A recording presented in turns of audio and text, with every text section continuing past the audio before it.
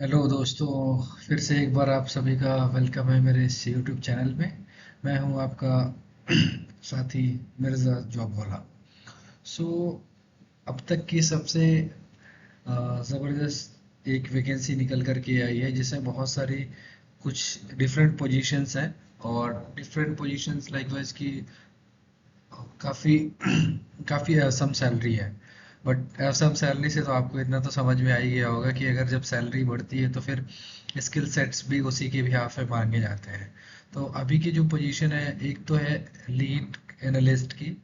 Lead analyst की salary 12 to 15 lakh per annum along with performance bonus. Fellow analyst 7 to 10 lakh per annum plus performance bonus अलग से। Trainee analyst जिसको 3 से 5 लाख रुपए annum plus performance bonus.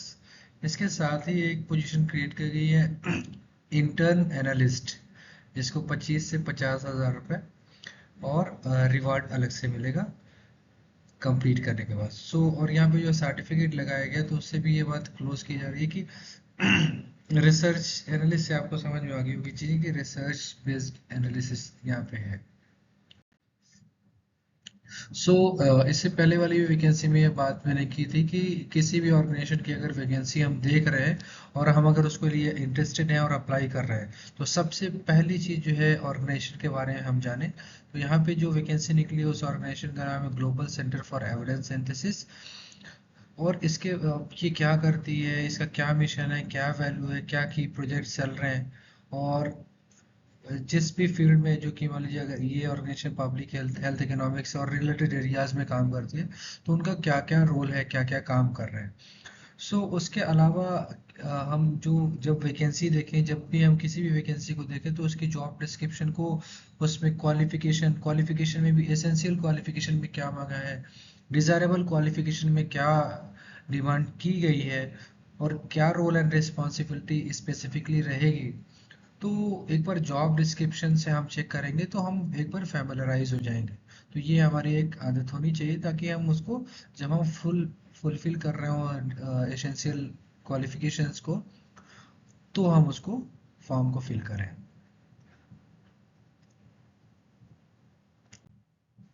So the first position जो create की गई है वो लीड एविडेंस एनालिस्ट है जिसमें क्वालिफिकेशन की जो बात हो रही है कि पीएचडी होनी चाहिए पब्लिक हेल्थ में, हेल्थ इकोनॉमिक्स में, स्टैटिस्टिक में या फिर कोई और फील्ड में। साथ ही साथ 5 पब्लिकेशन होने चाहिए सीआई जर्नल में विद फर्स्ट ऑथर। तो अभी जो कल वाली बात, हम जो कल वाली जो वीडियोस के रिगार्डिंग हम बात कर रहे थे जिसमें उत्तर प्रदेश के आगरा, गोरखपुर, वाराणसी, लखनऊ के लिए जो वैकेंसी निकली है उसमें भी एक रिसर्च पेपर मांगा हुआ है और उसमें कोई ऐसा बाउंडेशन नहीं था फर्स्ट ऑथर का और एससीआई जर्नल का, बट पेपर मांगा था पीयर रिव्यू का। यहाँ पे जो है 5 रिसर्च पेपर होने चाहिए, फर्स्ट ऑथर होना चाहिए। रोल एंड रिस्पॉन्सिबिलिटी के बारे में जो कह रहे हैं कि तो डेटा वैलिडेशन चेक करना है और एटलीस्ट हमें आर सॉफ्टवेयर और पाइथन आना चाहिए और मैन्युस्क्रिप्ट की प्लानिंग आनी चाहिए। सो सैलरी अगर बढ़ेगी तो फिर वर्कलोड और उसी के बिहाफ पे स्किल्स चाहिए होंगे। तो सैलरी तो है 12 से 15 लाख की, बट मेजर पॉपुलेशन जो है अपने साथ में जो लोग हैं, एक तो पीएचडी या फिर अगर पीएचडी छोड़ भी दें तो फिर हम 5 research paper specifically the first author इस पे हम बिट नहीं कर पाएंगे। आगे की और भी हैं, अभी हम उसको चेक करेंगे। तो इसमें जो है ये सारी चीज़ों को देखना है। इसके साथ साथ डेटा वैलिडेशन और एनालिसिस की जो बात हो रही है तो उसमें आर सॉफ्टवेयर और पाइथन आना चाहिए। तो इससे क्या होगा कि कॉम्प्लेक्स जो बड़े बड़े डेटा हैं उनकी एनालिसिस इजीली हो सकती है और क्रॉस वैलिडेट हो सकता है।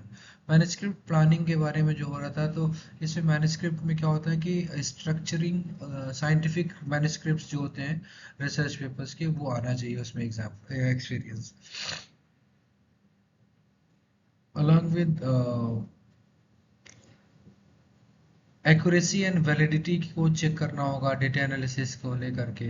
तो आर सॉफ्टवेयर अगर नहीं आता है तो उसको हम सीखें और पाइथन तो नहीं लेकिन आर सॉफ्टवेयर को हम कर सकते हैं इजिली। और अगर हमारे पास रिसर्च पेपर नहीं है तो उसको हम प्लान करके आगे के लिए हम रेडी कर लें, ताकि आगे हमें ऐसी कोई दिक्कत परेशानी ना हो, क्योंकि रिसर्च पेपर तो मांगेगा ही मांगेगा सीनियर पोजीशंस में। सेकेंड पोजीशन है फेलो एविडेंस एनालिस्ट, जो कि सीनियर उसको रिपोर्ट करेंगे फर्स्ट वाली पोजीशन को। इसमें मास्टर डिग्री मांगा है, फील्ड सेम है, public health, health economics, statistic या फिर कोई और भी फील्ड की मास्टर डिग्री हो, जिसमें 3 रिसर्च पेपर होने चाहिए एटलीस्ट, और एज अ फर्स्ट ऑथर होना चाहिए। इसमें रिस्पॉन्सिबिलिटी में जो बात हो रही है इस डेटा एंड आर की आ रही है, डेटा वैलिडेशन चेक करने आना चाहिए, प्रोफिशिएंसी डेटा सेट और मैन्युस्क्रिप्ट प्रिपरेशन होनी चाहिए। सो इसमें भी सैलरी जो दे रहे हैं वो 7 से 10 लाख की बात हो रही है, तो सैलरी भी आई है, तो फिर उसमें काम भी उसी के बिहाफ पे होगा। तो इसमें भी लार्ज डेटा सेट्स हैंडलिंग के बारे में आएगी इसमें भी, और जो वेरियस पार्ट्स हैं रिसर्च पेपर्स के, तो उसको सपोर्ट करना होगा। स्टेटा और आर के बारे में लिखा ही है, स्टेटा एंड आर एटलीस्ट आना चाहिए। सो कौन कौन से स्टेप्स होते हैं मैन्युस्क्रिप्ट को प्रिपेयर करने के लिए, लैंग्वेज मेथोडोलॉजी में पार्ट में, डेटा एनालिसिस वाले पार्ट में, फिर कंक्लूजन वाले पार्ट में, तो वो अलग अलग से रोल दे सकते हैं उसमें सपोर्ट करने के लिए, जो कि यहाँ पे फिट बैठेगा। So the third one is trainee analyst. तो ट्रेनी एनालिस्ट के लिए जो क्वालिफिकेशन रखी गई है, मास्टर डिग्री रखी गई है, और इसे कोई भी रिसर्च पेपर के बारे में नहीं बोला गया है। और science figures and graphical abstract जो बनते हैं आजकल, तो ग्राफिकल एब्स्ट्रैक्ट जैसे एब्स्ट्रैक्ट हम जो लिख रहे थे अभी तक उसके अब ग्राफिकल एब्स्ट्रैक्ट बनने लगे, तो वो चीज़ें रिसर्च पेपर को हटा करके ग्राफिकल एब्स्ट्रैक्ट की बात यहाँ पे की गई है।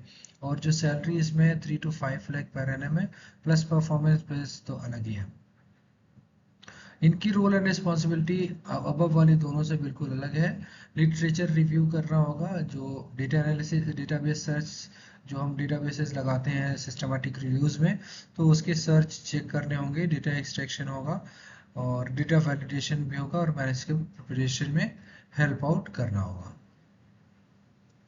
सो अब इसमें क्या है कि जो ग्राफिकल टूल प्रोफिशिएंसी की बात हो रही है, तो उसमें क्या होता है, बायो रेंडर एक ऐप है, माइंड द ग्राफ है, कोरल ड्रॉ है, एडोब इलस्ट्रेशन है, तो जो भी फ्री आ रहे हैं, जो भी उसमें है, उसको देख करके एक्सपीरियंस एटलीस्ट हो।